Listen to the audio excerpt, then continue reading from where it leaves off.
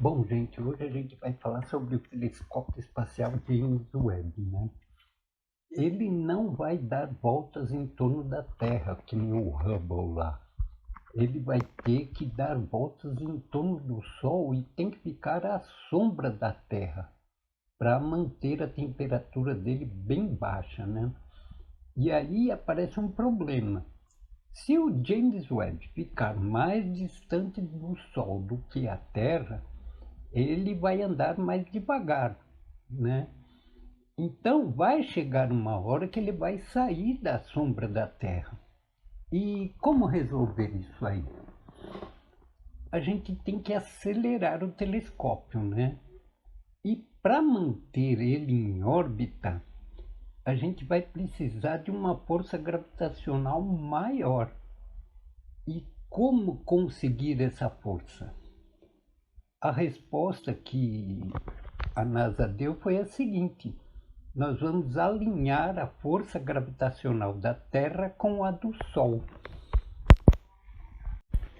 Se o James Webb ficar sempre à sombra da Terra, a força gravitacional que vai agir sobre ele será a do Sol mais a força gravitacional da Terra. E essa força vai ser praticamente constante, tá?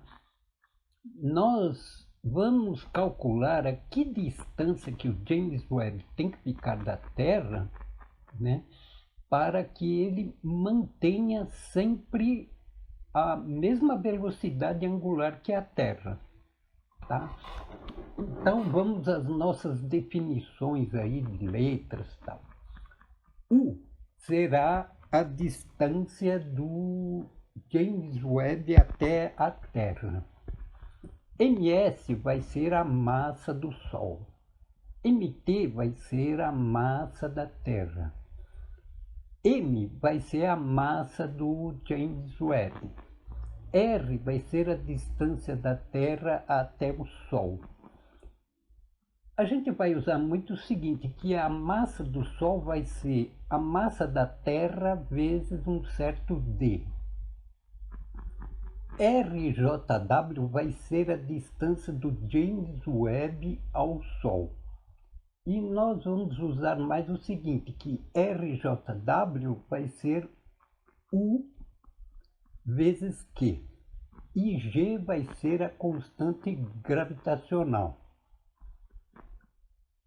O que a gente vai calcular é chamado de o segundo ponto de Lagrange, ou melhor, Lagrange. É o L2. Na verdade, são 5 pontos de Lagrange. Fica uma pergunta, né? Será que 250 anos atrás, quando Lagrange calculou esses pontos, ele imaginaria para que serviriam esses pontos? Vamos lá, então. No meu vídeo anterior, a gente concluiu que a velocidade escalar da Terra em torno do Sol, ela pode ser dada do seguinte modo: a velocidade da Terra ao quadrado é igual a g vezes a massa do Sol dividido pela distância. Mas a gente vai usar mais que a massa do Sol é igual a massa da Terra vezes um certo d, tá? Então a gente vai ter a velocidade ao quadrado da Terra é g, massa da Terra vezes um certo d dividido pela distância. Tá? E a gente sabe também que a velocidade da Terra é 2πr, né? Que é a circunferência da Terra em torno do Sol, dividido por t, que é um ano, né? O período de translação da Terra em torno do Sol. E daí a gente chega à conclusão que esse 1 ano ao quadrado, t ao quadrado, é 4π ao quadrado, r ao cubo, sobre g vezes a massa da Terra vezes d. Tá? Guardem esse resultado que a gente vai usar ele mais para frente ali. A força centrípeta, né, Fc, que vai agir sobre o James Webb, é dada por mv ao quadrado sobre o Q.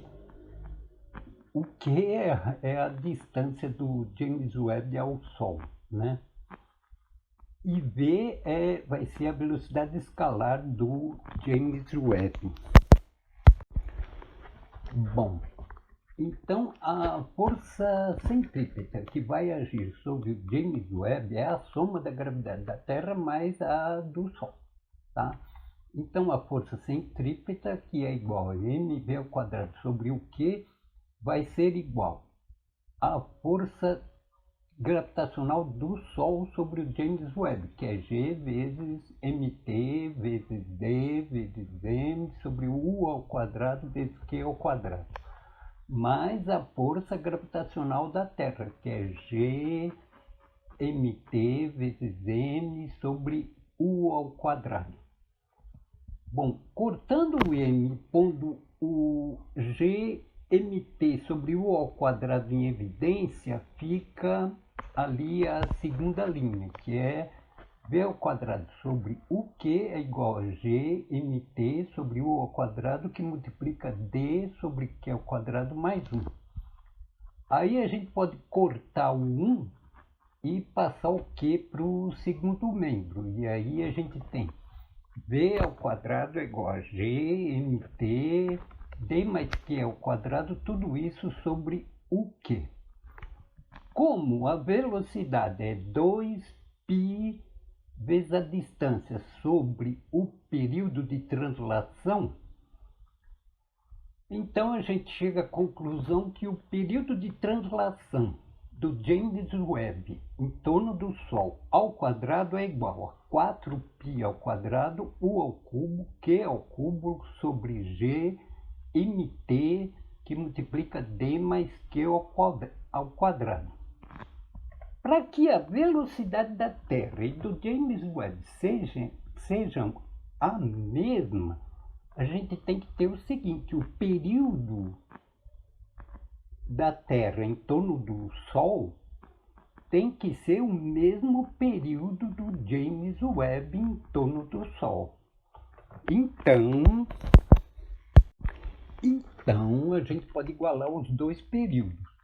4π ao quadrado U ao cubo Q ao cubo sobre gmt d mais Q ao quadrado é igual a 4π ao quadrado R ao cubo gmt vezes D. A gente aí pode cortar o 4, o π ao quadrado, o g e o mt. Então sobra o seguinte: U ao cubo vezes Q ao cubo sobre D mais Q ao quadrado é igual a R ao cubo sobre D.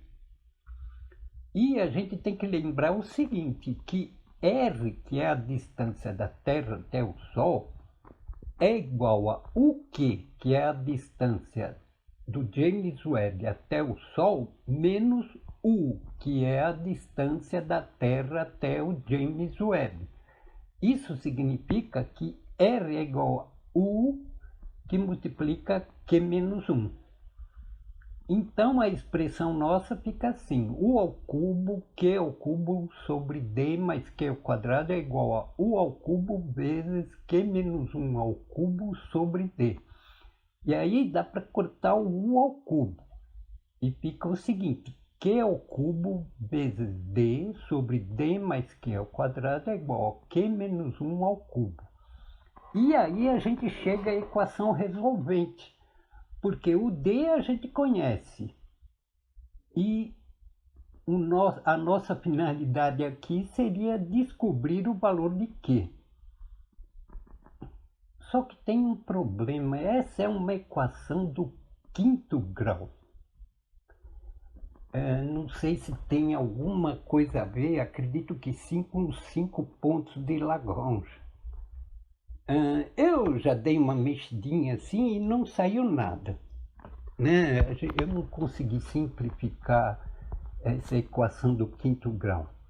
Então, meu plano é o seguinte: eu vou encontrar uma aproximação e depois eu vou refinar o resultado.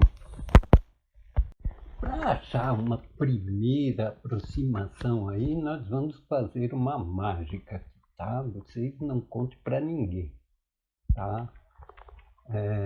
Que vai ser um pecado aí contra a matemática, mas vamos supor que o D e o Q sejam números grandes. Então, a gente sabe que o D vale 332.900, realmente é grande. Mas temos que descobrir quanto vale o Q. Então, vamos lá. A gente sabe que D sobre D mais Q ao quadrado é igual a Q menos 1 ao cubo sobre Q ao cubo. Esse Q menos 1 ao cubo sobre Q ao cubo a gente pode aproximar por 1 menos 3 sobre Q. E quando a gente tem aí um número 1 menos alguma coisa e esse número é pequeno, o inverso dele, em vez de 1 menos, passa a ser 1 mais. Então, 1 menos 3 sobre Q elevado a menos 1 é igual a 1 mais 3 sobre Q. Igual não, aproximado, né? Então, vamos inverter ali a nossa equação. Então, D mais Q ao quadrado sobre D é aproximadamente igual a 1 mais 3 sobre Q.